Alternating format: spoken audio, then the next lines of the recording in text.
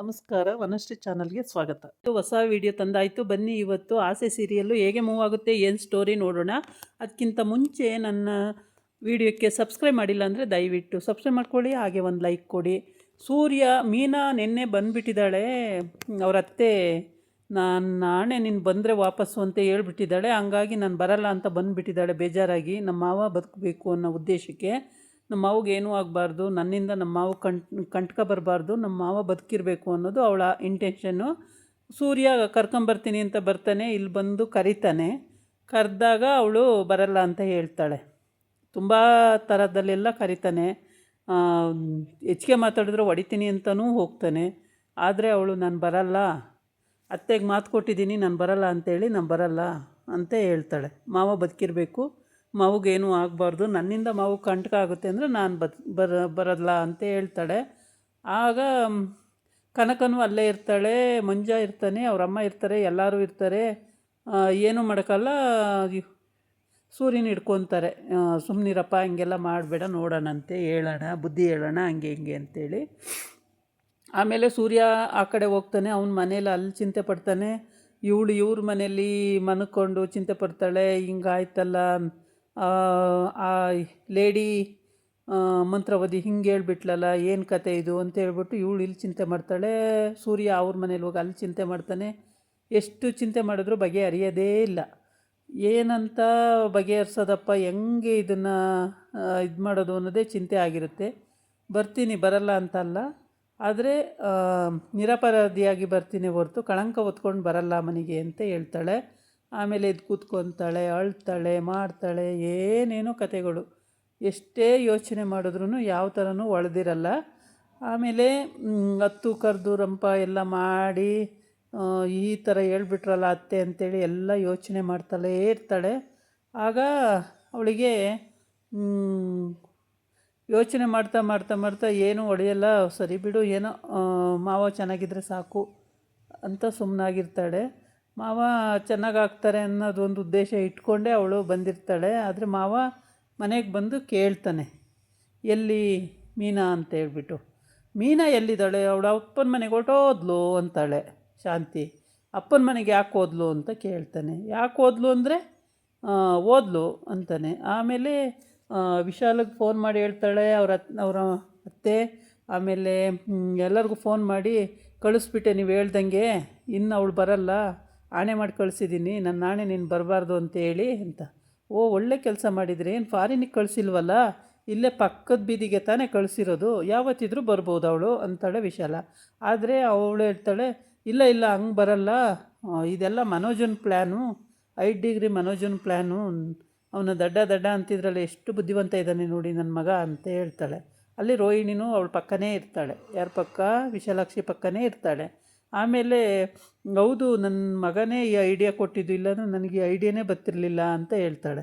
ಹೌದಾ, ಒಳ್ಳೆ ಐಡಿಯಾನೇ, ಆದರೆ ಮತ್ತೆ ವಾಪಸ್ ಮನೆಗೆ ಬರ್ದಂಗೆ ನೋಡ್ಕೊಳ್ಳಿ ಅಂತ ಹೇಳ್ತಾಳೆ.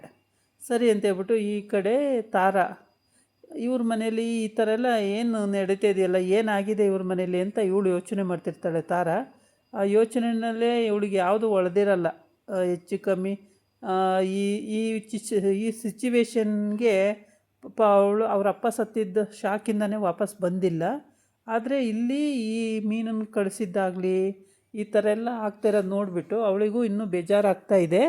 ಆದರೆ ರಂಗನಾಥ ಬರ್ತಾನೆ. ಬಂದುಬಿಟ್ಟು ಮೀನಾ ಇಲ್ಲಿ ಅಂತ ಕೇಳಿದಾಗ ಮೀನಾ ಇಲ್ಲ ಅಂತ ಹೇಳ್ತಾರೆ. ಆವಾಗ ಅವನಿಗೆ ತುಂಬ ಕೋಪ ಬಂದುಬಿಡುತ್ತೆ. ಹೋಗಿದ್ದು ತಣ್ಣೀರು ಸ್ನಾನ ಮಾಡ್ಕೊತಾನೆ. ಆಕ್ಸಿಡೆಂಟ್ ಆಗಿರೋದು, ತಣ್ಣೀರು ಸ್ನಾನ ಮಾಡ್ಕೊಂಡು ಮೈ ಮೇಲೆಲ್ಲ ಉಯ್ಕೊಂಡ್ಬಿಡ್ತಾನೆ. ಅದು ರೀ, ನಿಮಗೆ ಶೀತ ಆಗಲ್ಲ ರೀ, ಹಂಗೆ ಮಾಡ್ಕೋಬೇಡಿ ಅಂತ ಹೋಗ್ತಾಳೆ. ಮೀನಾ ಮನೆಗೆ ಬರೋವರೆಗೂ ನಾನು ಏನಕ್ಕಿರಬೇಕು, ನಾನಿರಲ್ಲ, ನಾನು ತಣ್ಣೀರೇ ಸ್ನಾನ ಮಾಡ್ತೀನಿ ಅಂತ ತಣ್ಣೀರೇ ಉಯ್ಕೋತಾನೆ ಬಾವಿಯಿಂದ ಎಳೆದು. ಅದು ಎಲ್ಲರಿಗೂ ಒಂಥರ ಕನಿಕರ ಬರೋ ದೃಷ್ಟಿ ಆಗುತ್ತೆ. ಯಾಕೆ ಅಂತಂದರೆ ಸೊಸೆ ಮೇಲೆ ಅಷ್ಟೊಂದು ಪ್ರೀತಿ ಇದೆ ಅವನಿಗೆ. ಸೊಸೆ ಅಂದರೆ ಪ್ರಾಣ. ಏನು ಬೇಕು ಏನು ಬೇಡ ಕ್ಷಣಾರ್ಧದಲ್ಲೇ ಅವಳು ತಂದು ಮಾಡಿ ಕೊಡ್ತಾಳೆ.